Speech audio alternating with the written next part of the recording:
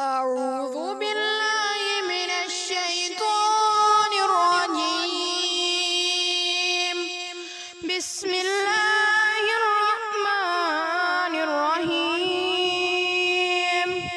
ياسين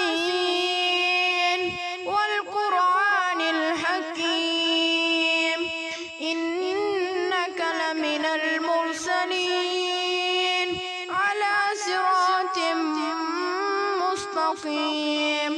تنزيل العزيز الرحيم لتنذر قوما ما أنذر آباؤهم فهم غافلون. لقد حق القول على أكثرهم فهم لا يؤمنون.